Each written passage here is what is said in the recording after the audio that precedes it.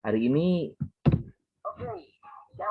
kita akan belajar tentang di dalam Bible kita, firman Tuhan.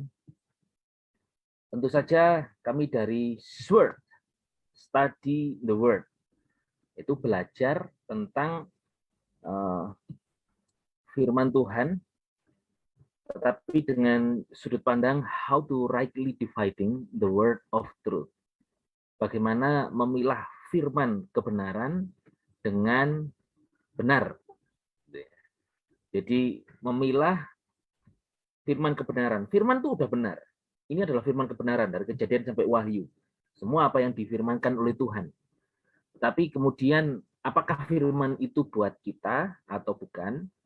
Dan apa konteksnya, bagaimana eksegesisnya atau eisegesisnya? Tentunya saya percaya, saya juga menyadari ini bahwa mungkin di Indonesia ini adalah kebanyakan kekristenan memandang hal ini adalah sesuatu yang baru. Dan saya tidak ingin berdebat, saya tidak mau berkata juga ini yang paling benar, tapi saya mau menyampaikan kebenaran firman Tuhan saja yang kami dapatkan melalui apa yang bisa kami sampaikan ini. Nah, oke, mari kita melihat firman Tuhan ini sebelumnya. Kami akan sampaikan di study the word kali ini, judulnya adalah follower of Jesus atau pengikut Yesus. Nah, saudara, sangat umum sekali orang Kristen berkata bahwa mereka adalah pengikut Yesus. Tetapi ada yang mempertanyakan, betul kamu ikut Yesus? Yesus mati di salib. Berarti kamu pengikut Yesus, kamu harus mati di salib. Betul nggak? Kamu pengikut Yesus ya? Yesus disunat. Kamu disunat tidak? Kamu pengikut Yesus ya? Yesus itu disesah, dihina. Berarti kamu juga dong. Yesus itu setelah mati dia dikubur naik ke surga. Kamu memangnya naik ke surga sama seperti Yesus. Oke, saudara. Mari kita lihat kebenaran firman Tuhan sehingga untuk mengatasi atau menjawab pertanyaan-pertanyaan ini kita bisa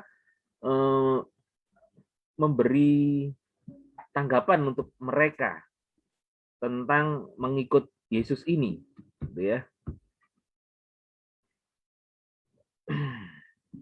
Memang penting sekali bagi kita untuk mengenal tentang mengikut Yesus ini, saudara. Nah,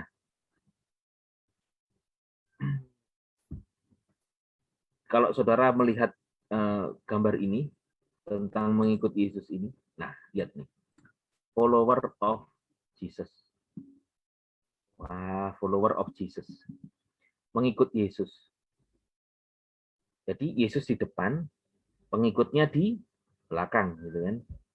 Nah, mengikut Yesus itu apakah seperti itu? Gitu.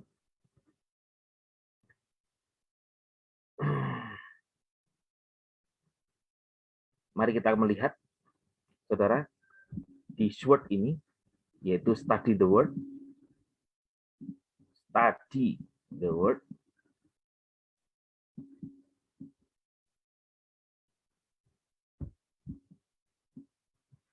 Ya, saudara, kita akan betul-betul mempelajari ini tentang study the word ini. Yuk kita mulai melihat.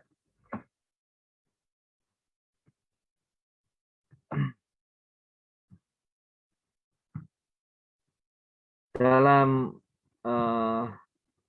study the word ini, kita akan belajar betul-betul tentang pengikut Yesus, menjadi pengikut Yesus atau mengikut Yesus ini. Oke, dikatakan di dalam King James Version, 2 Timotius 3 ayat 16-17 dikatakan begini, all scripture is given by inspiration of God.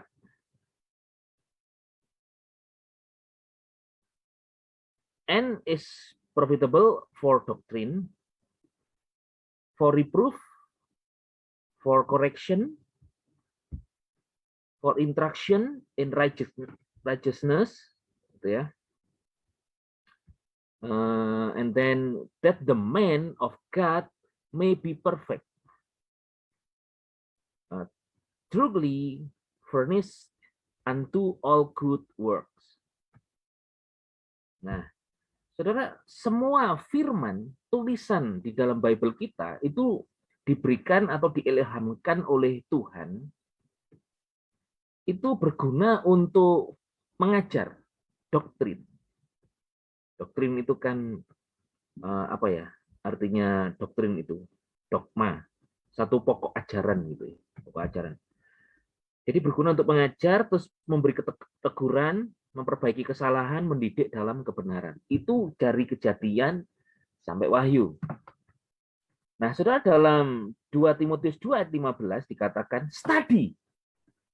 Namun studilah, belajarlah. To show thyself, nah ini dia. To show thyself approve unto God. Ayo belajar.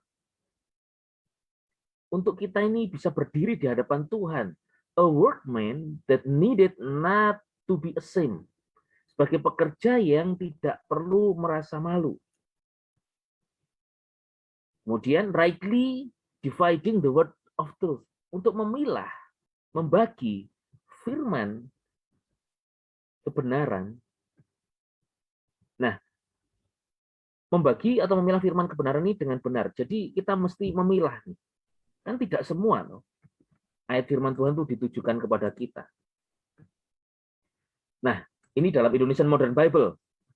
Milikilah kerinduan yang besar dalam dirimu untuk berdiri di hadapan Elohim dengan sepantasnya selaku pekerja yang tidak merasa malu dalam memberitakan firman kebenaran dengan benar. Study. To show thyself. Belajarlah. Nah, untuk itu di dalam video ini, saya sampaikan pada saudara, ini tentang study. Jadi kalimat-kalimat maupun bahasa yang saya sampaikan adalah bahasa, yaitu bahasa study, belajar. Bukan khotbah. Ketahuilah saudara bahwa the Bible was written for us, but it was not written to us. Seluruh isi Alkitab itu ditujukan atau ditulis bagi kita. Tetapi, but it was not written to us. Tapi tidak semuanya, tidak setiap ayat itu ditulis untuk kita. Dari Kejadian sampai Wahyu itu bagi kita. Tapi tidak semuanya ditulis kepada kita, ditujukan langsung kepada kita. Itu tidak. Ya toh saudara? Masa ayat ini ditujukan kepada saudara? Jika matamu berdosa, cungkillah. Masa saudara ketika mata saudara ngelirik yang tidak baik, masa saudara nyungkil mata? Ada orang Kristen yang mencungkil mata? Nggak ada kan? Jadi the Bible was written for us, but it was not written to us. Tidak semuanya. Masih banyak itu ayat itu, saudara, ditulis. Contoh misalnya di mana? Di Yesaya pasal yang ke-59 dikatakan begini. Yesaya pasal 59 itu kan ayat yang pertama ya, dikatakan bahwa lihatlah tangan Tuhan, tangan Yahweh tidak kurang panjang untuk menyelamatkan atau telinganya tidaklah berat untuk mendengar. Namun kejahatanmu yang telah memisahkan kamu dari Elohimmu dan oleh karena dosa-dosamu dia menyembunyikan wajahnya darimu dan tidak mendengarkanmu. Ketika orang Kristen memakai ayat ini, maka dia akan berkata, oh, bukan Tuhan tidak menolong aku atau doa aku tidak didengar, tapi karena dosaku, kesalahanku. Aku terpisah, aku jauh daripada Tuhan. Aku jauh daripada Tuhan karena aku berdosa. Nah, kan betul lah. Padahal eksegesis ayat itu siapa yang ngomong? Yesaya. Tuhan kepada Yesaya, sorry. Dan Yesaya kepada orang Israel. Nah, kan tidak ditujukan kepada kita langsung kan? Itu the Bible was written for us.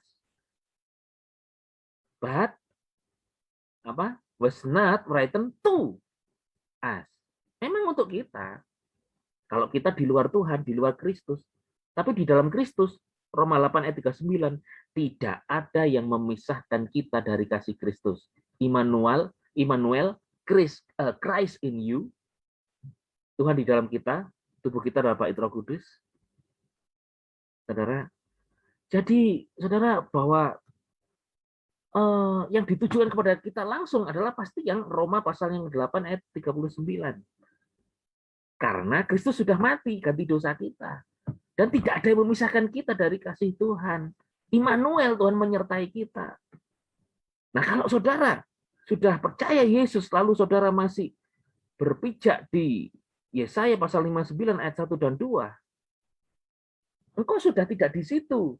Tapi jangan dibuang ayat itu, karena itu firman Tuhan, dan itu 100% benar, saudara. Tetapi itu ditulis bagi kita, for us, but not to us, tidak address to us. Itu caranya belajar firman Tuhan, saudara. Kalau enggak, saudara, ketika kita tidak memahami firman, maaf kata, kekristenan kita jadi kayak sakit perut gitu. Tidak. Padahal Yesus sudah membebaskan kita dari dosa, kayaknya hidup kita diikuti dosa terus gitu. Padahal kan Tuhan betul-betul karyanya yang ajaib di salib itu betul-betul keren bagi kita, membebaskan kita. Nah, perhatikan ini. The entire Bible is written for us, but not every verse is addressed to us or written about us. Seluruh isi Alkitab itu ditulis bagi kita. Tapi tidak setiap ayat. Tidak setiap ayat itu dialamatkan langsung, ditujukan langsung kepada kita atau ditulis tentang kita. Saudara mesti pahami ini. Study. Mesti dengan study. Semua isi Bible ditulis untuk kita, tetapi tidak semua isi Bible itu ditulis untuk kita atau ditulis tentang kita. Tuhan itu membuat perbedaan dalam firman-Nya. Jadi kita perlu mengenali perbedaan itu dan memisahkannya dengan pembagian yang benar. Di Yesaya tadi kan Tuhan berkata kepada Israel. Sementara kita pada waktu itu kita bukan bagian di dalam keselamatan Israel. Ketika Israel setelah menolak Mesias, keselamatan kemudian jatuh kepada bangsa-bangsa, saat itulah kita yang bukan Israel secara fisik, baru mendapatkan keselamatan itu. Nah, maka dari itu, penting sekali saudara, kita untuk apa? Rightly divided. Membagi dengan benar, saudara. Rightly divided, membagi dengan benar firman itu. Nah, kalau saudara misalnya makan prasmanan di restoran, atau makan prasmanan di pesta gitu. Di situ ada ayam, babi, sapi, bebek, semua unggas ada. Lalu di situ ada macam-macam sambal bajak, balado, dan macam-macam. Di situ ada banyak macam sup, sayur, buah. Ketika saudara makan, apakah semuanya itu bagi saudara? Iya, waktu prasmanan itu semua makanan itu bagi saudara. Tetapi tidak semuanya itu untuk saudara. Saudara makan makanan itu, padahal saudara sedang kolesterol tinggi. Saudara sikat saja, lalu kolesterol saudara kumat. Apakah makan itu bagi saudara? Betul. Apakah untuk saudara? Mestinya tidak. Demikianlah firman Tuhan itu. The Bible was not written to us. Jadi tidak semua isi Bible itu ditulis kepada kita, untuk kita, tidak semuanya. Tetapi semuanya bagi kita, Kejadian sampai Wahyu. Jadi jangan dibuang, gitu. Itu firman Tuhan dan itu benar. Karena kita bisa memberitakan ayat-ayat yang lain yang tidak ditujukan kepada kita langsung, kepada orang-orang yang tidak percaya. Dan itu juga kita bisa belajar, kita mempelajari ayat-ayat itu. Nah, sekarang kita masuk the follower of Jesus. Coba perhatikan. Matius pasal 14 ayat yang ke-13 dikatakan di Indonesian Modern Bible itu Setelah mendengar hal itu, Yesus menyingkir seorang diri dengan perahu dari sana ke suatu tempat yang tandus. Ketika orang banyak itu mendengarnya, mereka mengikuti dia dengan berjalan kaki dari kota-kota itu. Apa yang saudara pikirkan di ayat ini? Jadi, saudara, ketika Yesus, saudara, seorang diri di perahu, mendengar Yesus menyingkir seorang diri dengan perahu, satu tempat, orang banyak mendengar. Lalu mereka mengikuti dia, mengikuti Yesus dengan berjalan kaki kota-kota itu. Follow Jesus. Mengikuti Yesus ini, di sini, itu literal, saudara. Tidak perlu ditafsir. Dan ayat ini berkata, berjalan kaki dari kota-kota itu. Jadi mengikut Yesus dengan jalan kaki. Jadi betul-betul mengikut Yesus itu secara literal. Saudara. Mengikut Yesus yang bukan ditafsir, mengikut Yesus, mengikuti ajarannya. Betul, mengikuti ajarannya. Tidak salah mengikuti ajarannya. Sangat tidak salah. Tetapi di ayat ini itu literal, saudara, mengikuti Yesus, betul mengikuti ajarannya. Mengikuti Yesus karena ingin mujizat, ditolong Tuhan dan sebagainya. Tetapi di sini mengikuti Yesus di sini adalah betul-betul secara harafiah, saudara, kayak seperti itu gambar itu. Yesus jalan, yang lain ngikuti di belakangnya. Yesus di perahu, mereka ngikuti. Betul-betul secara literal di sini. Nah, jadi di ayat ini mereka ngikut Yesus itu bukanlah mengikut secara spiritualnya gitu. Ya, mereka mengikuti Yesus karena ajarannya. Tetapi ayat ini eksegesisnya adalah memang mengikuti secara fisik.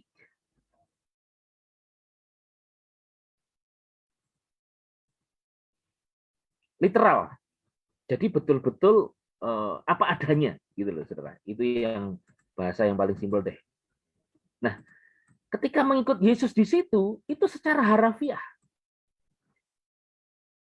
Kan Yesus berkata, kalau Yesus berkata, letakkan jalamu, tinggalkan keluargamu, pergilah denganku. Itu maksud Yesus dengan dia berkata, ikutlah aku. Itu letakkan jalamu. Aku akan jadikan kau penjala manusia. Itu betul-betul literal, saudara. Mereka harus meletakkan jala untuk tidak menjala ikan lagi, tapi menjala manusia. Tinggalkan keluargamu karena mengikuti Yesus. Ngikut kemana pergi, jalan kemana ngikut. Pergilah denganku. Iya, karena ngikut Yesus. Betul-betul harafiah ayat itu di sana. Ingat, ini studi. Jadi kita belajar tentang bagaimana memilah firman kebenaran dengan benar. Nah, Matius pasal 4 ayat 19 di Indonesian Modern Bible dikatakan Yesus berkata kepada mereka, marilah ikut aku. Nah, ikut aku ini adalah ngikut Yesus ya secara fisik. Yesus pergi diikuti. Kemana pergi diikuti? Ke kota A, kota B, desa A, desa B, ngikut. Ke gunung, ke lembah, ngikut. Dan aku akan menjadikan kamu penjala manusia. Itu tadi, saudara. Jadi, mengikut Yesus itu, pada waktu itu, ya meletakkan jala, meninggalkan keluarga, terus ngikut Yesus. Menjadi penjala manusia, menjadi pemenang jiwa. Betul-betul sangat literal di ayat ini pada waktu itu. Ingat sekali lagi, saya tidak sedang mempermasalahkan atau menyalahkan saudara yang masih memikirkan, oh mengikut Yesus ini menjadi pelayan Tuhan. It's okay, saudara, kalau saudara mau menangkap pesan Tuhan ini di sini. Tetapi ini studi tentang bagaimana ayat ini sebenarnya kepada kita. Oke ya, saudara. Ayat yang 20 dikatakan mereka pun segera meninggalkan jalannya. Tuh kan, betul, meninggalkan jalannya dan mengikuti dia. Itu lihat gambarnya. Ikut Yesus tuh di belakangnya, Yesus di depan. Ya itu yang namanya follow Jesus itu. Ya ini yang kita nampak di depan kita menjadi follower of Jesus ini. Jadi bukan secara spiritualnya ngikut Yesus yang seperti orang Kristen anggap pikirkan pada umumnya. Ingat sekali lagi, ini studi. Jadi saya menjelaskan kepada saudara tentang mengikut Yesus ini yang sesuai dengan ayat itu. Kemudian, saudara, jadi saudara di ayat ini dikatakan follow me, follow Jesus itu adalah physically following Jesus. Secara fisik mengikut Yesus, menjadi timnya Yesus di dalam memberitakan Injil kerajaan waktu itu. Secara menjadi timnya Yesus. Jadi ayat itu betul-betul eksegesisnya dan ayat itu betul-betul secara kontekstual memang follow Jesus seperti itu. Nah, bagaimana kita membaca ayat itu kalau mengikut Yesus menjadi jalan manusia? Bisakah diterapkan kepada kita? Tentunya kita dengan konteks dan zaman yang berbeda, saudara. Dengan sistem yang berbeda. Pada waktu itu sistemnya mesti secara fisik mengikut Yesus pergi kemana. Nah sekarang, kalau saudara mengikut Yesus, sesuai dengan konteks ayat itu, apakah saudara mengikut Yesus itu kemudian saudara meninggalkan keluarga saudara, lalu pergi mengikut Yesus. Yesus tidak ada di bumi loh sekarang. Dia telah naik ke surga secara fisik ya. Secara fisik naik ke surga. Kemudian saudara berkata, ya kan aku orang Kristen, kan aku pengikut Yesus. Nah, akan saya jawab nanti di terakhir.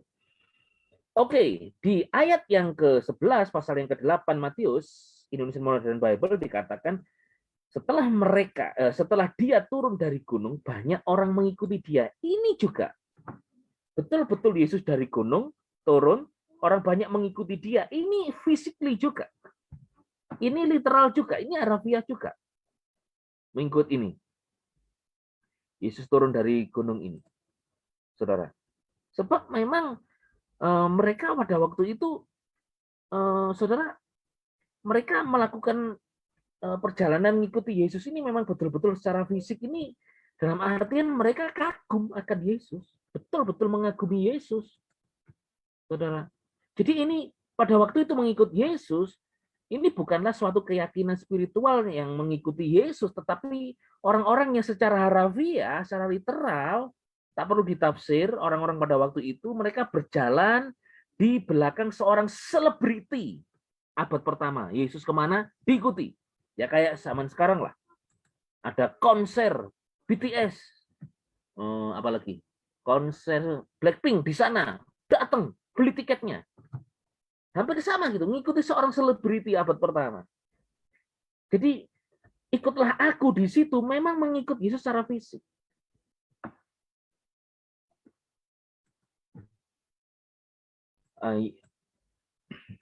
Matius 8 ayat yang 10 dikatakan, ketika Yesus mendengar hal itu, kagumlah dia dan berkata, ini seorang perwira ya, kepada mereka yang sedang mengikutinya. Nah, Yesus berkata kepada orang-orang yang mengikutinya, sesungguhnya aku berkata kepadamu, aku tidak pernah menemukan iman sebesar ini, bahkan di antara orang Israel. Ternyata Yesus bukan saja diikuti oleh orang-orang Israel, tapi juga diikuti oleh orang bukan Israel waktu itu, bukan Yahudi, seorang perwira Kapernaum, juga mengikuti dia. Ya, dia mengikuti ajaran Yesus. Ya, dia mengikuti mujizat-mujizat Yesus. Ya, dia juga percaya kepada Yesus. Tetapi follower of Jesus ini dalam artian di sini memang betul-betul harafiah, saudara. Di mana Yesus betul-betul menjadi seperti seorang yang karena kelihatan secara fisik ya, saudara ya, kelihatan secara fisik. Mungkin kalau zaman sekarang saudara melihat seorang hamba Tuhan dengan pengurapan kesembuhan gitu, KKR di lapangan A, di gedung A, di gereja A, ngikut gitu. Jadi kagum akan hamba Tuhan itu. Persislah sama dengan orang-orang pada waktu itu kagum dengan Yesus di saat itu.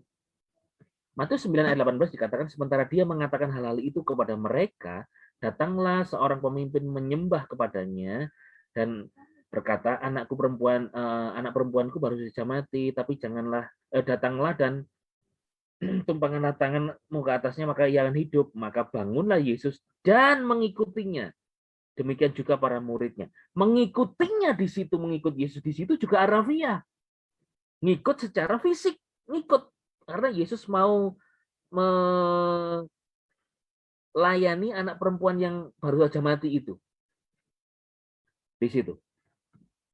Jadi kebenarannya adalah waktu itu mengikut Yesus adalah mengikut Yesus secara fisik, bukan secara rohani. Dan kita akan belajar firman yang apa yang dikatakan Yesus ketika Yesus di bumi. Jadi ketika Yesus di bumi, follow Jesus itu adalah physically.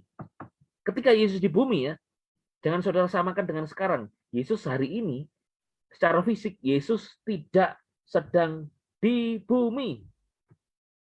Hari ini, Yesus secara fisik tidak kelihatan. Tapi the Spirit of Christ is dwell in you and in me. Holy Spirit dwell in you and dwell in me. Nah, pada waktu itu, saudara, orang mengikut Yesus, kenapa? Karena Yesus sedang menjanjikan sebuah kerajaan kepada mereka. Tuhan menjanjikan, Bapa di surga memberi janji akan memberikan kerajaan Daud yang runtuh dipulihkan, dan raja di sana yang menduduki tahta Daud bukan lagi Daud karena Daud sudah nggak ada dan nggak mungkin hidup lagi. Tetapi saudara bisa baca Lukas 1 ayat 31 sampai 33. Bayi yang dikandung dari seorang Maria itu akan dianugerahi tahta Daud dan akan memerintah atas keturunan Yakub, Abraham, Ishak, Yakub, Israel, yaitu Israel selamanya. Jadi memang mereka ngikut Yesus karena memang janji Tuhan melalui Yesus Kristus yang ngikut ini akan dibawa kepada the kingdom of Christ Jesus. Dibawa kepada kerajaan Yesus Kristus. Makanya Injil penuntunnya adalah Gospel of Kingdom. Makanya mereka memberitakan Gospel of Kingdom. Yesus juga memberitakan Gospel of Kingdom. Karena ada janji Bapa akan mendirikan sebuah kerajaan. Kerajaan itu adalah pemulihan dari kerajaan tahta Daud. Saudara baca saja di Lukas 1 ayat 31, 2, dan 33. Dan Yesus ini yang akan menjadi raja di sana. Makanya ketika dia mati, kan lihat di salibnya ada tulisan apa? Inilah raja orang Yahudi. Itu kan.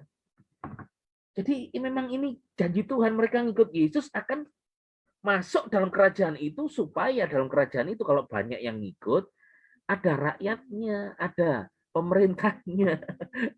Gitu loh saudara. Dan murid-muridnya pun dijanjiin juga sama Yesus akan duduk semeja mereka dengan Yesus makan bersama, dan mereka juga akan diberi tahta, artinya untuk memerintah Israel. 12 murid ini Yesus janji juga akan menjadikan mereka itu menjadi hakim, judge for Israel, untuk menghakimi Israel, maksudnya untuk memerintah, mengawasi, memelihara kehidupan mereka dalam pemerintahan Yesus nanti dalam kerajaan milenium 1000 tahun. Ayo, ini study loh saudara. Oke. Lukas 12 ayat 33 di sana dikatakan, jualah milikmu dan berikanlah sedekah. Buatlah kantong-kantong uang yang tidak dapat menjadi usang, yaitu suatu harta di surga yang tidak akan habis, tempat pencuri tidak dapat mendekat, dan mengengat tidak dapat merusaknya. Sebab di mana hartamu, di situ juga hatimu. Ini pun sebetulnya adalah tidak perlu ditafsir sebetulnya. Kalau untuk khotbah memberi pengajaran, tuntunan, pengembalaan pada jemaat, oke lah. Saudara memberi tuntunan kepada mereka. Wah, kamu itu hatimu tidak ada Tuhan, adanya handphone aja. Oh, hatimu adanya uang saja. Di mana hartamu, di situ hatimu, oh, dan seterusnya. It's okay lah, saudara. Tetapi saya mau berbicara, saya mau mengatakan kepada saudara bahwa ayat ini betul-betul harafiah gitu loh, saudara. Literal. Di Lukas ini, saudara. Pasal yang ke 12 ini. Ayat 33.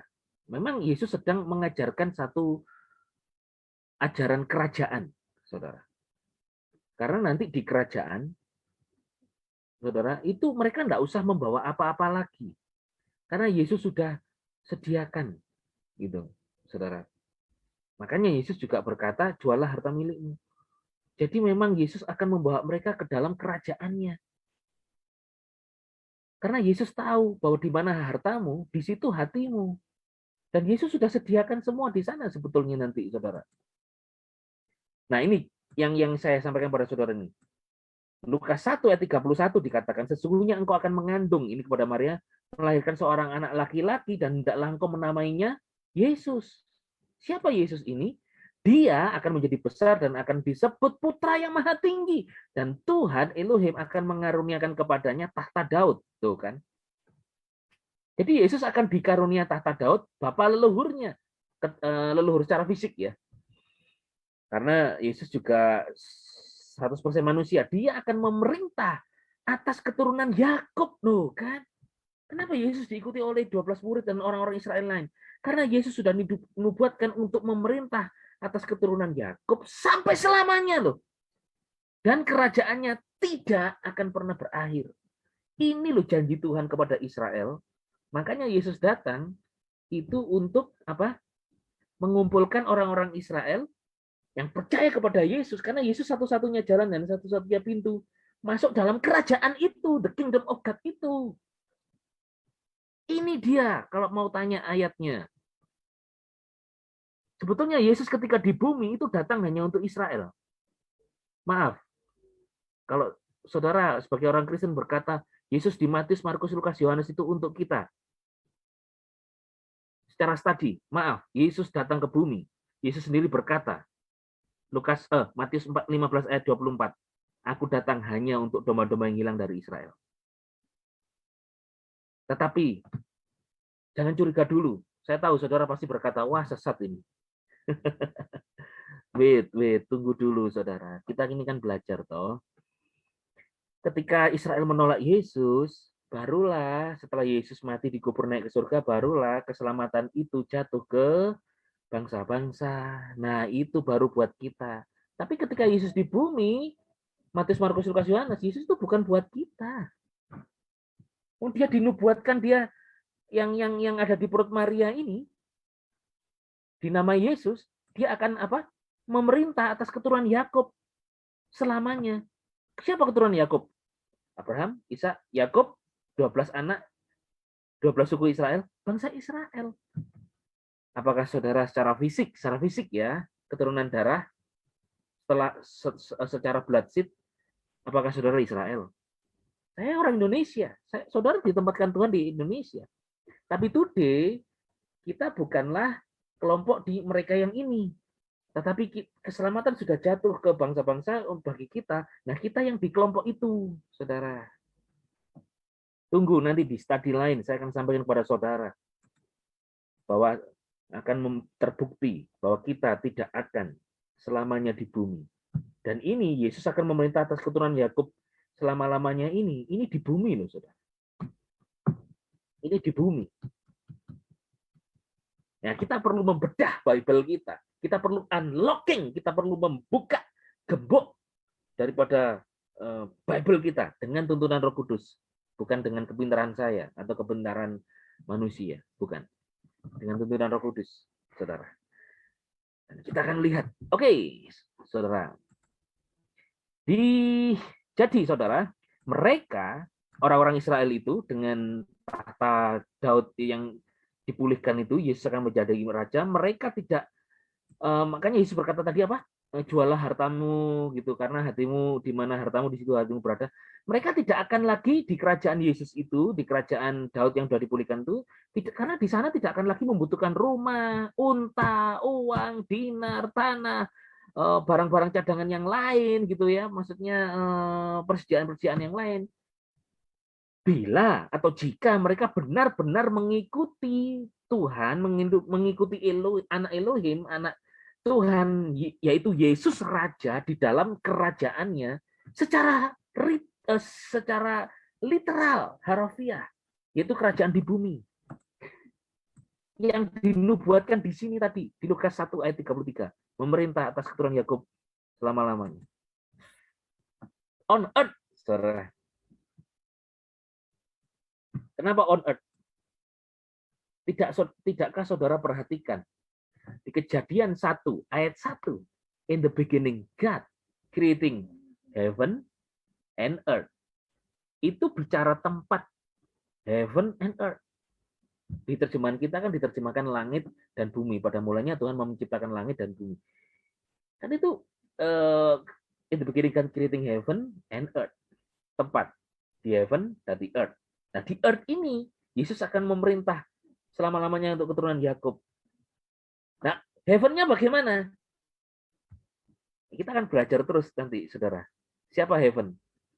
Mungkin saudara berpikir, bukankah di Filipi dikatakan kita adalah warga surga. Nah, kita memang warga yang heaven itu. Tapi the same Jesus is reign in heaven and earth. Di awal Bible kita dituliskan in the beginning God creating heaven and earth, Kejadian 1 ayat 1. Di akhir di Wahyu pasal 22 dikatakan apa? Muncul new heaven, new earth. Ini bicara the kingdom of God, saudara. Nah, sementara tuntunan di dalam kingdom of God yang on earth, ketika Yesus di bumi, ini disebut dengan pelayanan Yesus ini Jesus Earthly Ministry. Makanya tuntunannya adalah, karena akan masuk dalam kerajaan itu, tuntunannya adalah Gospel of Kingdom. Sementara kita, saya dan saudara kan warga surga. Kita kan in Christ. Kita kan orientasinya kan surga, bukan earth. Hari ini tuntunan kita adalah gospel of grace. Tapi sayang ya, kenapa dituduh orang hipergrace dan sebagainya, sayang gitu. Oke, saya berdoa supaya ini bukan menjadi satu perdebatan. Gitu. Tapi kita saling humble, tidak menyalahkan dari gereja manapun, dari sinode manapun.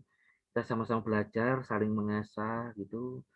Saudara tidak setuju dengan ini juga tidak apa-apa. We have the same God, we have the same Christ, we have the same faith, we have kita under di bawah Tuhan yang sama. Ya sudahlah, peganglah apa yang padamu. Tapi kalau saudara ada tuntunan untuk belajar ya puji Tuhan gitu. Oke, dan kami juga tidak merasa benar sendiri, tidak, saudara. Oke, saudara.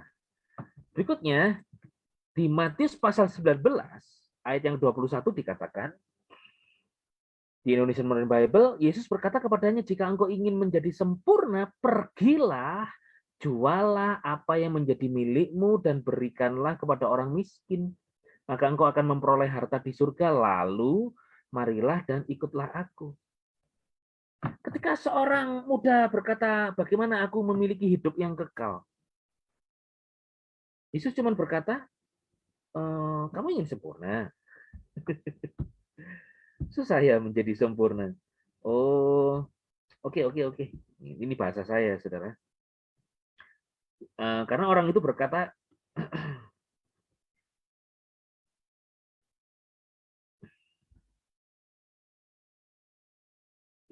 orang itu mendekati Yesus berkata, guru yang baik, apakah yang harus aku lakukan untuk memperoleh hidup kekal? Itu di ayat 16. Ayat 21 Yesus berkata begini. Pemuda itu berkata ayat 20, aku sudah memelihara semuanya itu. Masih kurang kah? Terus Yesus berkata begini, iya kurang lah. Engkau harus menjadi sempurna dengan cara pergi jualah semua milikmu, bagi ke orang miskin, maka engkau akan memperoleh harta di surga. Lalu pemuda itu ternyata pergi dengan sedih karena hartanya banyak, kan gitu kan ceritanya. Perumpamaan ini, eksegesisnya, saudara, ini konteksnya adalah sebetulnya anak ini Yesus sedang bicara bukan kerajaan surga yang di atas sono. Tapi itu bicara tentang kingdom of heaven yang on earth, yaitu kerajaan yang Bapa janjikan melalui Yesus Kristus untuk keturunan Yakub, Israel di bumi. Memang harus sempurna, saudara. Dan ini pemuda itu tidak sanggup memenuhi. Karena apa? Karena dia mengandalkan diri. Karena tidak bisa. Itu hanya Yesus yang bisa melakukan buat mereka, gitu. Dan ini memang Yesus bicara tentang apa? Memikul salib. Sebab bukan hanya harta fisik saja yang harus mereka jual. Mereka itu juga harus meninggalkan keluarga. Mereka harus meninggalkan karier mereka, pekerjaan mereka. Itulah the meaning of follow Jesus. Follower of Jesus, pengikut Kristus, pengikut Yesus itu pada waktu itu secara literal adalah ngikut Yesus, yang ngikut. Jalan kemana ngikut gitu. Jalan secara fisik ngikut, saudara. Nah pemuda ini, lah kalau masih punya harta di rumah, hartanya banyak, sementara Yesus pergi ke sono ke sini, masa hartanya ditinggal mau ditungguin orang? Apakah nanti akan pulang lagi? Betul-betul harfiah, saudara. Jadi Yesus sendiri itu melepaskan kariernya, pekerjaannya sebagai seorang tukang kayu, meneruskan pekerjaan ayahnya Yusuf ketika ia di bumi, dan dia mulai melayani. Padahal dia sukses sebagai seorang pekerja tukang kayu, tapi dia lepas itu melayani Tuhan dengan sepenuh waktu setelah dibaptis di Jordan oleh Yohanes Pembaptis. Dia meninggalkan ayah dan ibunya, dia meninggalkan saudaranya laki-laki, dan demikian pula dia juga mengharapkan para pengikutnya sama seperti Yesus. Yesus meninggalkan kerjaannya tukang kayu, Yesus meninggalkan ayah dan ibunya, Maria dan Yusuf, Yesus meninggalkan keluarganya, rumahnya, semuanya, lalu dia pergi memberitakan Injil kerajaan kemana-mana. Demikian pula Yesus juga mengharapkan para pengikutnya sama seperti dia, sempurna seperti dia. Ini yang disampaikan kepada anak muda di Matius 19 ayat 21 ini. Itu, saudara. Itulah konteksnya sebetulnya. Nah, kemudian, saudara, jadi saudara, betapa beratnya mengikut Yesus ini. Matius 10 ayat 37 dikatakan, siapa yang mengasihi ayahnya atau ibunya lebih daripadaku, nah kan, tidak layak bagiku. Dan siapa yang mengasihi anaknya baik laki-laki atau perempuannya lebih daripadaku, tidaklah layak bagiku. Saudara, layak bagiku ini, Yesus berkata layak itu maksudnya bukan layak karena dosa atau tidak dosa, bukan. Ini artinya adalah, kan disuruh ngikut Yesus, to follow Jesus, yang ngikut ke sana, ke sini, yang ngikut jalan, naik perahu yang ngikut, nyebrangnya nyebrang, ke hotel ya hotel, kalau ada hotel, pergi kemanapun untuk memberitakan Injil kerajaan, harus ngikut. Makanya tidak mungkin kalau mau ikut aku, misalnya ya Yesus berkata begitu, mau, tapi aku tidak bisa meninggalkan ayahku sedang sakit. Yesus akan berkata, engkau nggak layak kalau begitu, karena engkau lebih mengasihi ayahmu. Ya sudah, mending engkau jagain ayahmu yang sakit. Mau ikut aku? Iya ikut. Tapi aku jagain adikku yang sedang isoman, isolasi mandiri. Nanti nggak ada yang nganterin makanan kepada dia karena dia nggak bisa keluar, kan lagi isoman mandiri. Lalu Yesus akan berkata, ya sudah, kamu nggak layak bagiku. Sudah, jagain adikmu saja. Kamu mau ikut aku? Ikut. Ya sudah, kalau ikut, ya tinggalkan semua, kariernya, kerjaannya, semuanya ditinggalkan. Itu maksudnya follow Jesus pada waktu itu, saudara. Jadi, saudara, mengikut Yesus itu sebetulnya pada waktu itu, mengikut Yesus secara literal. Tidak layak ini bukan masalah dosa, enggak.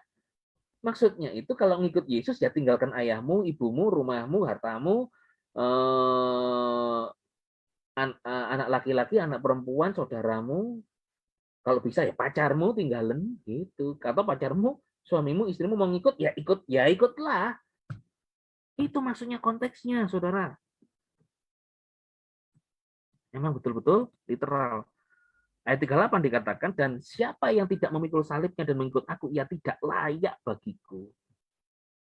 pada waktu itu kan salib kan seperti sebuah apa ya, saudara, orang disalib mati itu kan kutuk gitu, jahat gitu, apa ya, penderitaan gitu. Ya memang menderita meninggalkan ayah dan ibunya, ya menderita meninggalkan kekasihnya untuk ngikut Yesus, yang menderita suruh menjual hartanya untuk ngikut Yesus semuanya. Ya memang. Tapi yang dimaksud layak di sini bukan masalah dosa dan tidak dosa, bukan itu. Karena ini betul-betul literal gitu loh, saudara. Ayat 39, siapa yang mempertahankan nyawanya, ia akan kehilangan nyawanya. Tetapi siapa yang kehilangan nyawanya, demi aku, ia akan mendapatkannya.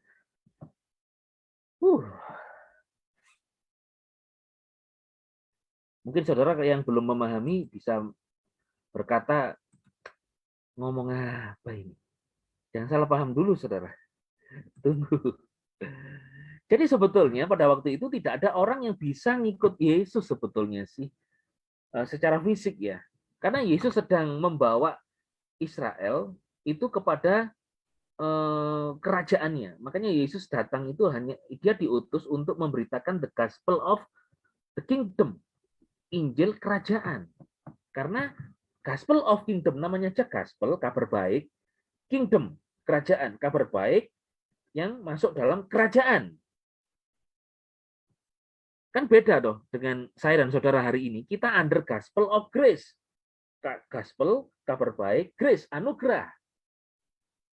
Kenapa gospel of kingdom dibawa Yesus? Karena Tuhan sudah janji kepada Abraham dan keturunannya untuk dibawa masuk kepada disediakan kerajaan bagi mereka. Daud sudah tidak ada. Ya Daud berikutnya keturunannya, yaitu Yesus Kristus yang akan menjadi raja atas mereka. Dan itu memang janji Tuhan kepada Abraham dari keturunannya. Saya tahu sampai di sini, saudara pasti ada yang bingung ini. Apa maksudnya ini? Ini sesat ini. Kok hanya untuk Israel saja? Saya kan orang Kristen juga. Saya percaya Yesus. Saya ngikut Yesus. Saya pasti masuk kerajaannya di sana. It's okay. Saya tidak menyalahkan saudara. Gitu. Tapi saya percaya akan Roh Kudus itu hari-hari ini sedang membukakan kepada kita, where are you now? Kalau you are in Christ, wah dahsyat. Oke, nanti akan saya jelaskan lagi.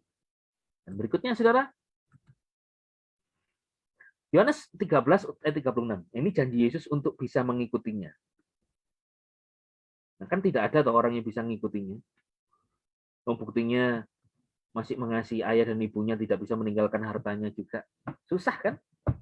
Ya memang ada yang bisa, 12 murid Yesus dan yang lain. Itu betul-betul kayak Petrus meninggalkan karirnya itu, meninggalkan jalannya, perahunya, keluarganya untuk ngikut Yesus. Nah, itu yang dimaksud Yesus itu kayak gitu loh. Oke, Yohanes 13 ayat 36 berkata, Simon Petrus berkata kepadanya, Tuhan, kemanakah engkau pergi? Tanya kan? Yesus jawab, ke tempat aku pergi, engkau tidak dapat mengikutiku sekarang. Engkau nggak bisa ngikuti aku sekarang. Tuh kan? Betul kan? Saya sampaikan kepada saudara tadi. Nggak bisa ngikuti Yesus sekarang. Maksudnya itu, ya waktu itu. Makanya tidak ada yang bisa ngikut Yesus. Kenapa? Karena Yesus harus mati. Apakah mereka ikut Yesus mati? Kan enggak kan? Karena Yesus harus naik ke surga. Apakah semua orang naik surga? 12 murid dengan murid-murid yang lain, dengan pengikut Yesus yang lain? Enggak kan? Cuman Yesus saja kan yang naik surga. Cuman 12 murid cuman bisa delongop. Delongop itu apa ya? Ngowoh itu apa ya? Cuman cuman melihat aja Yesus naik ke surga. Artinya apa? Nggak bisa ngikuti Yesus. Tapi Yesus janji, kelak. Nah, ini dia. Tetapi kelak engkau akan mengikuti aku. Nah, betul. Memang masih kelak. Nanti di masa perjanjian yang lama sudah diperbarui menjadi perjanjian baru. Karena pada waktu itu masih under old covenant. Yaitu di bawah tuntunan Taurat. Taurat sampai kepada Kristus datang, lalu iman muncul. Nah, ketika Kristus datang, Yesus datang di bumi pada waktu itu, Yesus datang untuk menggenapi hukum Taurat. Setelah hukum Taurat tuntutannya digenapi, baru masuk nanti Yesus akan memerintah mereka di under new covenant, perjanjian yang baru, gitu. Oke. Matius 10 ayat 5 dikatakan, ini dia. Matius 10 ayat yang ke-5. Mengikut Yesus, tidak ke bangsa-bangsa lain. Karena apa? Yesus datang hanya untuk Israel. Makanya Yesus juga memberi tugas kepada muridnya, di Matius 10 ayat 5 Indonesia Modern Bible, Yesus mengutus dan memberi tugas kepada 12 murid ini. Katanya, jangan kamu pergi ke jalan bangsa-bangsa bukan Yahudi. Bangsa-bangsa bukan Yahudi termasuk siapa? Ya, termasuk Amerika, Indonesia, Singapura, waktu itu. Kalau sudah ada Indonesia, Amerika. Maksudnya ya bukan selain Israel lah. Dan janganlah masuk ke kota-kota orang Samaria. Nah, Samaria pada waktu itu kan bukan Israel. Jadi betul-betul Tuhan Yesus untuk mengikut Yesus itu adalah sesuai seperti panggilan Yesus, yaitu datang hanya untuk domba-domba Israel yang hilang. Pada waktu itu mereka belum waktunya untuk pergi ke Yerusalem, Samaria, Yudea, ujung bumi. Belum waktunya. Karena maka dari itu Yesus masih mengutus kepada orang-orang Yahudi, orang-orang Israel yang terhilang, supaya percaya kepada pemberitaan para murid ini, yaitu tentang Yesus yang adalah Tuhan dan Juru Selamat pada waktu itu. Oke. Jadi saudara, pada waktu itu tidak mungkin mengikut Yesus saat dia naik ke surga hari itu. Nggak mungkin. Mereka tidak bisa berjalan bersamanya, juga tidak bisa naik ke surga bersamanya. Mereka hanya bisa mematuhi dengan tetap tinggal di Yerusalem. Karena Yesus naik ke surga, toh. Yesus berkata, oke ya, sampai di sini ya. Kamu nanti tinggal di Yerusalem ya, nanti untuk menerima apa yang dijanjikan oleh Bapakku kepadamu, yaitu di Pentakosta itu. Ini betul-betul literal, saudara. Yang dimaksud mengikut Yesus pada waktu itu. Lukas 24 ayat 49, di sana dikatakan begini. Dan lihatlah, aku mengirimkan janji Bapakku kepadamu. Nah, ini yang saya sampaikan tadi. Namun tinggallah di kota Yerusalem sampai kamu mau diperlengkapi kuasa dari Maha Tinggi. Itu di Yerusalem. Disuruh tinggal di sono untuk diperlengkapi. Jadi, saudara, ini untuk meneruskan misi daripada Yesus Kristus sementara Yesus naik ke surga. Sebetulnya Yesus naik ke surga itu dia akan melaksanakan satu program baru, program surga yang baru. Saudara yang terbiasa mengikuti study Bible ini, saudara sudah tahu semua, rightly dividing the word of truth ini. Yaitu apa? Ketika Yesus naik ke surga, apa yang terjadi? Masa Injil kerajaan itu stop dulu, selesai. Lalu dibukalah masa yang baru untuk memberitakan apa? The Gospel of Grace, Injil anugerah. Masa daripada tuntunan Taurat selesai. Mau masuk perjanjian baru, New Covenant? Wait. Today is the time for the dispensation of grace of God. Wah, ini dalam ya. Oke, nanti pelan-pelan kami akan sampaikan kepada saudara. Nah, hari ini Yesus di dalam surga secara fisik ya. Ingat, physically. Today dia ada di surga. Tetapi today the Spirit of Christ, Holy Spirit is dwell in you and in me. Makanya saya berani berkata hari ini Yesus secara fisik dia di surga, nanti dia kan datang toh kembali ke bumi, lalu dia akan datang lagi ke bumi, menjejakkan kakinya di bumi, second coming. Kan kelihatan itu physically. Nah, saudara, Efesus 1 ayat yang ke-20 dikatakan, yang telah dikerjakannya dalam Kristus dengan membangkitkan dia dari kematian dan mendudukkan dia di sebelah kanan Elohim di surga. Tuh kan, Basically, Jesus now seated together. Dia duduk bersama di sebelah kanan Tuhan Bapa kita di surga, Yahweh Elohim. Ya, kira-kira ilustrasinya gambarnya seperti itu. Loh, berarti Tuhan kita ada dua dong di surga. Saudara, itu kan gambaran saja. Gambar ini yang bikin kan manusia. Gambar ini bukan turun dari surga, saudara. Wih, bohong, bukan. Kayak meteor dari planet lain. Bukan, saudara. Gambar ini hanya untuk menggambarkan Efesus 1:20. Tuhan kita satu, saudara. Dia satu pribadi. Gitu. Ini hanya menggambarkan karena waktu firman itu menjadi manusia di bumi, saudara, waktu firman itu menjadi firman menjadi manusia di bumi, itu kan punya tubuh secara fisik melalui Maria. Makanya ketika fisiknya juga mati, dikubur lalu bangkit naik ke surga, ya kemudian Rasul Paulus mendapatkan pewahyuan bahwa dia duduk di sebelah kanan Elohim. Ini di sebelah kanan itu bicara tentang kepercayaan. Memang dipercayai oleh Bapa di surga untuk apa? Menyelamatkan dan menjadi juru selamat manusia, menjadi juru selamat kita, menebus dosa kita, mencurahkan darahnya. Dan duduk di sebelah kanan Bapa di surga ini, saudara, bukan berarti Tuhan kita ada dua, buktinya ada dua tahta. Tuhan kita satu. Tapi saya tidak berkata saya oneness. No. Kami bukan oneness.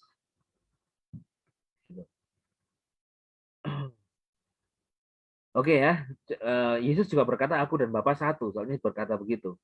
Atau saya mau berkata, oh berarti kita punya Tuhan itu Tritunggal. No, saya tidak berkata tentang Tritunggal, Trinitarian, apa-apa. Pokoknya tarian-tarian yang lain. Tidak, saudara. Saya hanya mau berkata, saya hanya mau mengatakan sesuai Bible saja. Sesuai Bible. Bukan oneness, bukan Tritunggal. Lu kan di Indonesia kekristenan Tritunggal. Ya, it's okay lah. Tapi saya mau berkata bahwa back to the Bible saja. Sesuai dengan Bible. Oke. 1 Korintus 11 ayat yang pertama. Dikatakan begini. Rasul Paulus berkata, jadilah pengikutku. Sebagaimana aku juga adalah pengikut Kristus. Rasul Paulus ini adalah rasul untuk bangsa-bangsa bukan Yahudi. Yaitu saya dan saudara. 12 rasul itu, murid-murid Yesus adalah rasul untuk Yahudi. Rasul untuk bangsa Israel yang tersebar di bangsa-bangsa. Jadi untuk memanggil mereka kembali untuk percaya kepada Yesus Juru Selamat. Sementara kita, yang bukan Yahudi, kita adalah pengikut daripada Rasul Paulus. Pengikut dalam arti apa yang diajarkan dia. Gitu. Apa yang diajarkan dia. Karena Paulus juga pengikut Kristus. Jadi kita juga pengikut Kristus melalui Rasul Paulus. Tapi Israel di kala itu ya saudara, dan nanti di masa yang akan datang, Israel menjadi pengikut Yesus melalui ajaran tuntunan daripada 12 murid atau 12 Rasul Yesus. Those who follow Paul, follow Christ. Siapa yang mengikuti ajaran daripada Rasul Paulus itu juga pengikut Kristus. Nah, saudara, jadi saudara, kita sebetulnya adalah pengikut Kristus melalui apa yang disampaikan Rasul Paulus. Ini dia. Kita bisa sekarang, kalau apapun yang diajarkan Yesus ketika di bumi, kita bisa belajar. Matius, Markus, Lukas, Yohanes. Walaupun Yesus datang hanya untuk orang Israel, kita bisa pelajari apa yang dikatakan oleh Yesus. Kita bisa pelajari apa yang diajarkan oleh Yesus Kristus pada waktu itu. Nah, Rasul Paulus adalah rasul bagi bangsa bukan Yahudi. Dia berkata dalam 2 Timotius 2 ayat 2, semua yang telah engkau dengar daripadaku di depan banyak saksi, percayakanlah itu kepada orang-orang yang setia yang juga cakap untuk mengajar orang lain. Saya dan saudara itu juga sekarang itu the follower of Jesus. Kita juga follower of Christ. Tetapi through Paul. Tetapi melalui Paulus. 12 murid Yesus, pengikut Yesus ketika Yesus di bumi. Jadi mereka under Jesus earthly ministry. Today, Christ Jesus, dia secara fisik di surga. Tetapi Roh Kudus di dalam kita sekarang tinggal dalam kita. The Spirit of Christ itu juga tinggal di dalam kita. Saudara. Nah, hari ini kita juga menjadi pengikut Yesus, the follower of Jesus, but through the apostle of Paul, melalui Rasul Paulus. Ini dia. Bedanya dengan orang Israel di kala itu, dengan 12 murid, mereka pengikut Yesus ketika Yesus melayani di bumi. Tapi Yesus ini kan di surga. Yesus kan di sana. Tapi kan the Spirit of Christ dan the Holy Spirit kan tinggal di dalam kita. Kita, saudara, hari ini juga pengikut Yesus, tapi melalui apa yang disampaikan Rasul Paulus. Bukan berarti semua yang diajarkan Yesus melalui 12 murid itu kita buang. Tidak, saudara. Kita bisa belajar di sana, karena itu juga perintah Yesus. Karena itu juga firman Tuhan. Jangan dibuang, saudara. Ingat, tadi saudara, seluruh isi Alkitab ditulis bagi kita, tapi tidak semuanya ditujukan langsung, dialamatkan langsung kepada kita. Nah, kita sekarang sebagai the follower of Christ, kita pengikut Kristus, maka seharusnya kita adalah orang yang cakap mengajar. Karena Rasul Paulus berkata, semua yang telah kau dengar daripada aku, nah ku-nya ini adalah Paulus, di depan banyak saksi, percayakanlah itu kepada orang-orang yang setia dan yang juga cakap untuk mengajar orang lain. Saudara, kita sebagai pengikut Kristus, ayo kita menjadi saksi dan kita menjadi pelaku firman. Bukan pinter-pinteran, bukan merasa diri pinter sok suci, no. Tetapi kita cakap mengajar orang lain. Bukan berkata, Yesusku yang benar, kamu Tuhanmu salah, no. Tapi jadilah saksi, cakap mengajar. Bukan menyalahkan orang lain dengan firman. Tidak. Karena kita di Indonesia, kita juga saudara mungkin yang di luar negeri, saudara itu dari berbagai macam gereja. Jangan merasa, oh gerejaku paling benar, pengajaran di sinodoku paling benar. No, kita satu di dalam Kristus. Kita sama-sama pengikut Kristus, kita the follower of Jesus, kita pengikut Yesus Kristus. Dan ada nasihat di sini, cakap mengajar. Bukan cari orang untuk debat. Sukanya debat, lalu debatnya di-upload di YouTube, lalu di-upload. It's okay, saudara, tetapi firman Tuhan berkata, janganlah engkau berdebat. Kalau saling mengasah, besi menancapkan besi, sesama menancapkan samanya. Oke. Gitu. Tapi kalau debat untuk benar sendiri, menyalahkan orang lain, itu bukan orang yang di dalam Kristus, saudara. Bukan orang yang di dalam Kristus. Saya baca satu ayatnya saja ya, di 2 Timotius pasal yang kedua.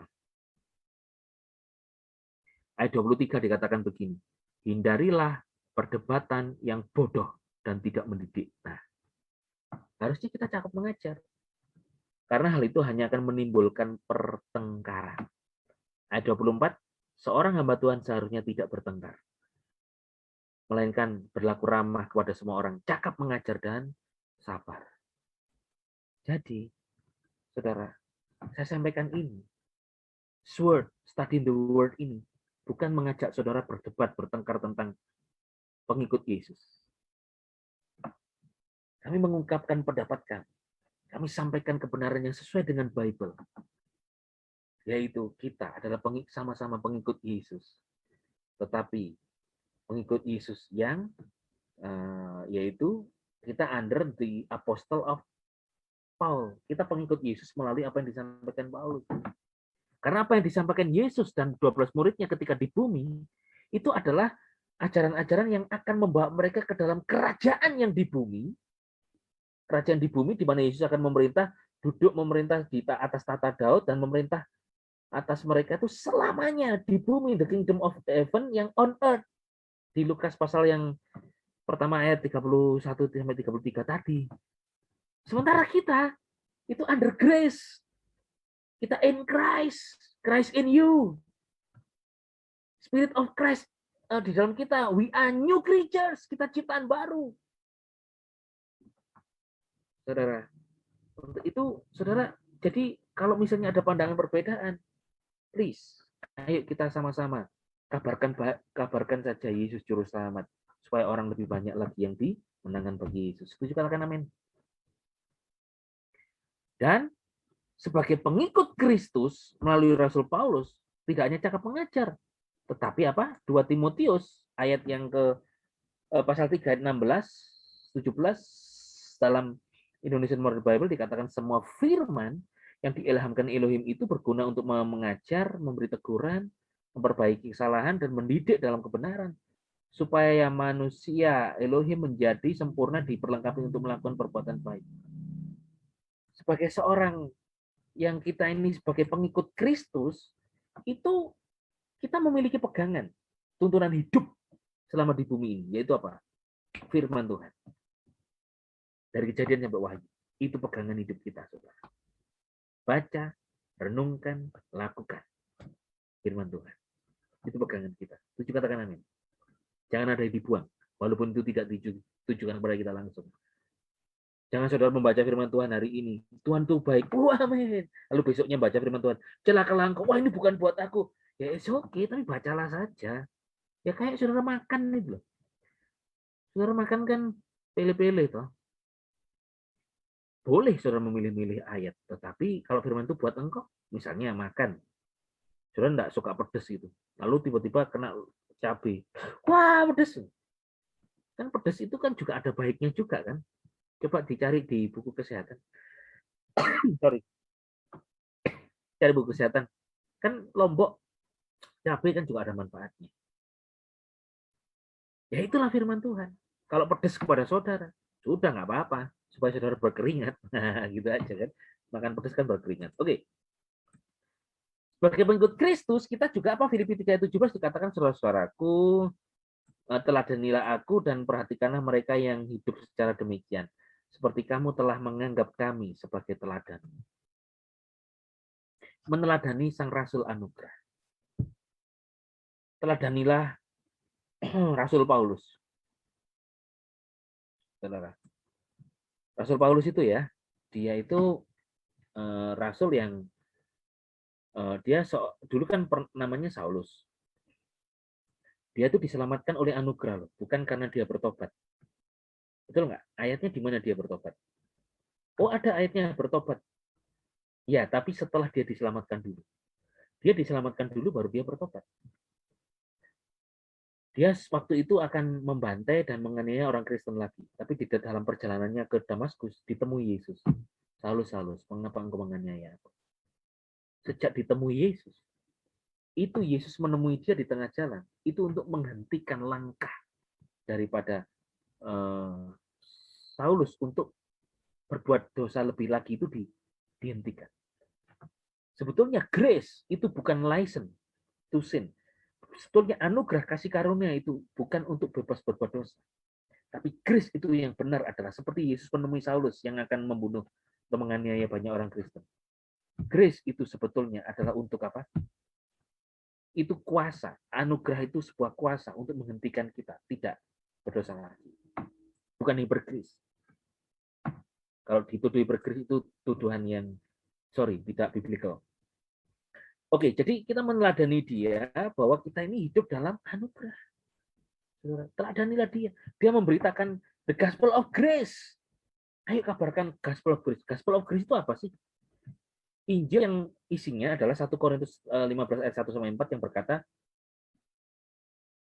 Kristus telah mati, ganti dosa kita, dikubur dan telah bangkit. Nah itu dia, gospel of grace. Oke.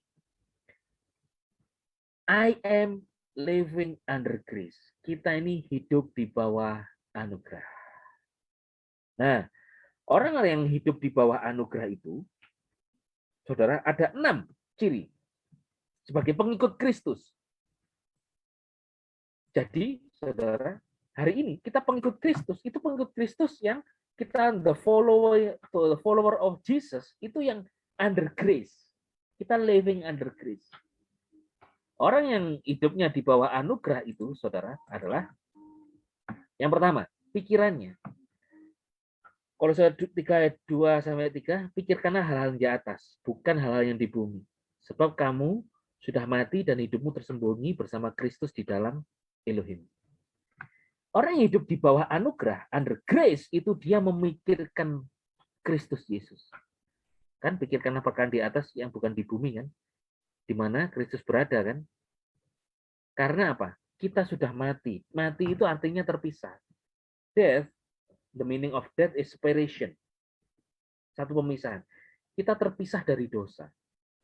Kita terpisah, saudara. Kalau saya mau berkata terpisah dari dunia, ya memang terpisah dari dunia, tapi kan kita masih hidup di dalam dunia.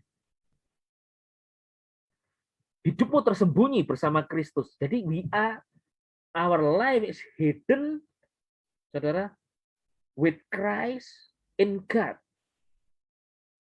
Jadi kita ini, saudara, in Christ. Di dalam Kristus, kan tersembunyi dalam Kristus. Kita in Christ, saudara. 12 murid Yesus dan orang Israel di waktu itu ya, itu tidak in Christ. Kalau in Christ, ya ayatnya di mana? Yesus juga tidak berkata in Christ.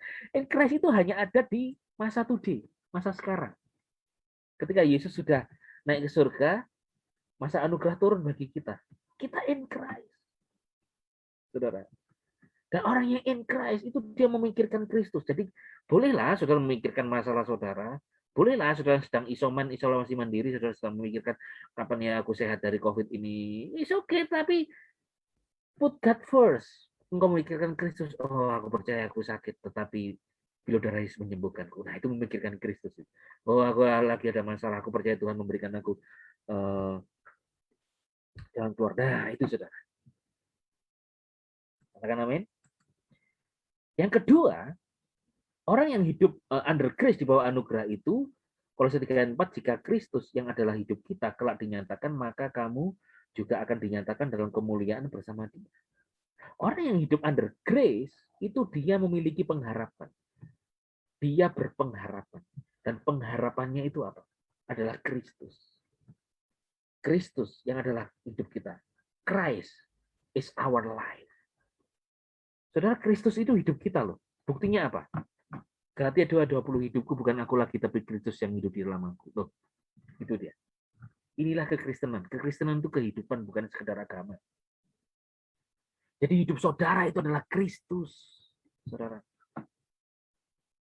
Saudara mungkin merasa kok panjang ya ini. Ya ini bukan khotbah, ini studi. Saudara, saudara makan di sini. Ya silakan makan gitu. Silakan makan. Yang ketiga, orang hidup under grace itu kalau 1 ayat 5 sampai 6, matikanlah dalam dirimu keinginan duniawi, yaitu percabulan, kenajisan, nafsu, keinginan jahat, keserakahan yang sama dengan penyembahan berhala. Hal ini mendatangkan murka Elohim kepada mereka yang tidak percaya. Artinya apa? Orang yang hidupnya under grace itu menjadi berkat. Karena apa? Karena orang under grace itu dia punya tuntunan dan hidup di dalam apa? Hidup yang menjauhi, membuang percabulan, kenajisan, hawa nafsu, keinginan jahat, dan keserakahan, penyembahan berhala. Lalu, jangan salah sangka, saudara. Kadang kita ini salah mentafsirkan ayat ya, padahal ini tidak perlu ditafsir sih. Ayat yang ke-6 dikatakan hal-hal ini mendatangkan murka bagi Tuhan kepada mereka yang tidak percaya. Yang tidak percaya Yesus saja yang kena murka. Saya dan saudara itu di dalam Kristus tidak ditentukan untuk kena murka. Katakan amin. Jangan sampai saudara sebagai seorang pengkhotbah, saudara mengkhotbahkan ayat ini kepada jemaat. Sudah jemaat itu banyak masalah. Sudah jemaat itu sudah banyak pergumulan. Saudara berkata begini, saudara jika engkau melakukan percabulan, najisan, nafsu, dan seterusnya, maka engkau akan dimurkai Tuhan. Kabar baiknya. 1 Tesalonika 5:9 dikatakan, Tuhan memilih kita bukan untuk ditimpa murka. Tetapi apa? Untuk diselamatkan di dalam Yesus. Ya kalau jemaat saudara sedang melakukan percabulan, kenajisan, hawa nafsu, keinginan jahat, keserakahan, ya kabarkan aja, kamu ini anak Tuhan loh. Kamu ini ada Kristus dalam dirimu. Masa kamu berbuat najis? Masa kamu berbuat jahat. Nah, sampaikan gitu. Nyatakan identitasnya di dalam Kristus. Jangan langsung dihakimi, Tuhan akan murka kepadamu. Ayat firman Tuhan nggak ngomong kayak gitu, guys. Tuhan berkata, engkau di dalam Yesus tidak ditentukan untuk kena murka. Yang keempat, orang yang hidup under grace itu dia, kalau 3:8 katakan, namun sekarang buanglah ini. Jadi buanglah kemarahan, kegeraman, kedengkian, fitnah, kata-kata kotor dari mulutmu. Orang yang hidup under grace itu dia menunjukkan penguasaan diri terhadap apa? Kemarahan, kegeraman, dengki, fitnah, kata kotor dari mulut. Saudara ngomong kotor gak apa-apa, kotor, nah itu gak apa-apa. Tapi berkata-kata yang ngatain orang binatang, ngatain orang yang menyumpai dan sebagainya, itu no, saudara. Jadi orang yang hidup under grace di dalam anugerah Tuhan, dalam kasih karunia itu, dan kita sebagai pengikut Kristus, the follower of Jesus, itu menunjukkan penguasaan diri justru. Ini sudah di hari-hari kita ini, saudara. Yang kelima, kalau 3:9 dikatakan, janganlah kamu saling mendustai seorang terhadap yang lain, karena kamu telah menanggalkan manusia lama dengan segala perbuatannya. Sebetulnya orang yang under grace, pengikut Yesus itu, the follower Jesus itu, dia hidup itu apa adanya. A ngomong A, B ngomong B, hitam ngomong hitam, merah ngomong merah. Biru ngomong hijau. Oh, itu buta warna. Jadi apa adanya gitu loh, saudara. Itu orang under grace, itu pengikut Yesus. Setuju katakan amin. Jadi tidak membesar-besarkan, tidak mengecil-ngecilkan. Oke ya. Yang keenam, yang terakhir adalah orang yang under grace itu adalah kalau 3:10 dikatakan di sana, yaitu dan mengenakan manusia baru yang senantiasa diperbarui dalam pengetahuan yang benar menurut gambar penciptanya. Mau terus diperbarui atau berubah. Ini dia. Orang yang hidup under grace itu dia mau terus diperbarui dan berubah. Ini pengikut Kristus, inilah pengikut Yesus, the follower of Jesus itu dia tiap hari di dalam Kristus kita manusia baru, tetapi di dalam hidup ini kan pikiran kita kan terus mesti metanoia, mesti bertobat. Bertobat artinya itu adalah kita terus diperbaharui. Yang kau baru di dalam Kristus, you are new creatures. But selama hidup di dunia ini, mungkin kita dapat pengajaran yang salah. Mungkin kita sedang terkontaminasi dengan dunia ini yang menghembus-hembuskan tentang sakit COVID. Sudah hembuskanlah Yesus yang sanggup menyembuhkanmu gitu loh, saudara. Terus-menerus kita diperbaharui akan pikiran Kristus sehingga kita memiliki peran di atas, sehingga kita bisa mengasihi satu dengan yang lain.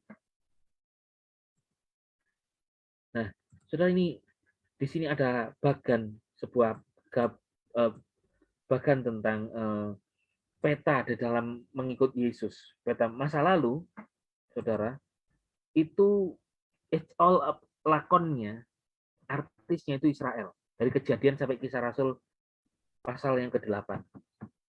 Itu lakonnya Israel. Itu masa lalu. Israel, dan ini mengikut Yesus itu secara fisik. Ini disampaikan secara nubuatan ini under the old covenant. Sementara kita hari ini itu Roma sampai Filemon, kita under the mystery atau secret. Kita adalah tubuh Kristus. Semua orang di sini tidak hanya khusus Yahudi atau tidak hanya khusus Israel. Dan kita hari ini kita belajar firman tentang Yesus. Kita mengenal Yesus, all about Jesus. The center of our life is Jesus Christ. Jesus is our life. Jesus is the center. Karena dia the only savior.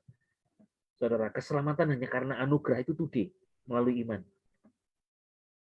Dan kita under the law of Christ. Dan masa akan datang, itu lakonnya Israel lagi. Tapi bangsa-bangsa lain bisa selamat melalui Israel. Karena itu janji Tuhan kepada Abraham. Yaitu bangsa-bangsa akan, keturunanmu akan menjadi channel of blessing. Saudara. Dan Israel akan memerintah bersama dengan Yesus di kerajaan 1000 tahun milenium. Disampaikan secara nubuatan. Ini prophesy program. Kita under mystery program, secret program. Sementara mereka di under prophesy program. Dan di masa yang akan datang itu under new covenant. Walaupun new covenant belum datang, tapi today new covenant in Christ kita juga mendapatkan berkat dari new covenant itu. Salah satunya apa? Pengampunan darah Yesus. Salah satunya apa? Salah satunya adalah semua berkat Abraham kita sekarang dapatkan melalui Kristus Yesus. Galatia 3 ayat 13 sampai 14. Ada berkat new covenant yang tidak kita dapatkan, yaitu apa? Pemulihan kerajaan bagi Israel. Itu tidak akan kita dapatkan. Itu new covenant, salah satu new covenant mereka. Oke. Di next kesempatan akan saya sampaikan ini. Jadi kesimpulannya adalah sekarang mengikut Yesus kebenarannya adalah the follower Jesus yang kita baca tadi di ayat di Matius, Markus, Lukas, Yohanes. Mengikut Yesus itu secara fisik, bukan secara rohani. Nah, kita belajar akan firman yang namun ya kita sekarang, tetapi kita belajar akan firman yang dikatakan Yesus ketika di bumi. Yesus ketika di bumi itu Matius, Markus, Lukas, Yohanes yang dapat kita aplikasikan dalam hidup sehari-hari. Karena tidak semua ayat itu ditujukan langsung kepada kita, tapi kita bisa pelajari. Nah, tapi today identitas kita adalah in Christ, di dalam Kristus Yesus. Kita telah mengikut, sekarang ini kita juga pengikut Yesus Kristus. Gitu. Kita meneladani Rasul Anugerah, yaitu Rasul Paulus. Di mana dia memberitakan Injil Anugerah, ya kita beritakan Injil Anugerah. Kalau 12 murid Yesus waktu itu, kenapa memberitakan Injil Kerajaan, bukan Injil Anugerah? Karena Yesus memang diutus untuk memberitakan Injil Kerajaan. Dan kita hari ini, beritakanlah Injil Kerajaan, yaitu tentang Yesus yang telah mati ganti dosa, dikubur dan bangkit. Itulah Injil Kerajaan. Injil Anugerah. Dan kita ini sekarang under grace, di bawah anugerah, bukan hyper grace. No. Kita hidup sebagai manusia baru. Kita new creation. Kita mengenakan new man, yaitu Kristus. Karena kita telah dibaptis ke dalam Kristus. Ciri yang nampak dalam hidup orang yang mengikut Yesus adalah dia cakap mengajar. Dia punya firman sebagai pegangan hidup. Dan dia meneladani sang rasul anugerah itu. Dan hidup di bawah anugerah, under grace itu, sebagai pengikut Yesus itu, dia mempunyai pikiran, yaitu memikirkan Kristus, memikirkan para di atas. Dia memiliki pengharapan, tetap berpengharapan, dan hidupnya menjadi berkat. Dan dia hidupnya menunjukkan penguasaan diri, hidupnya apa adanya, dan mau terus-menerus diperbarui dan berubah. Ayo katakan bersama saya, I am a follower of Christ. Katakan 1, 2, 3, I am a follower of Christ. Kita pengikut Kristus, kita pengikut Yesus. Katakan amin. I have decided to follow Jesus, no turning back, no turning back. Katakan amin. Jadi saudara kita ini memang pengikut Yesus Kristus. Ini peta anugerah. Nanti saya akan sampaikan bedah peta ini kepada saudara.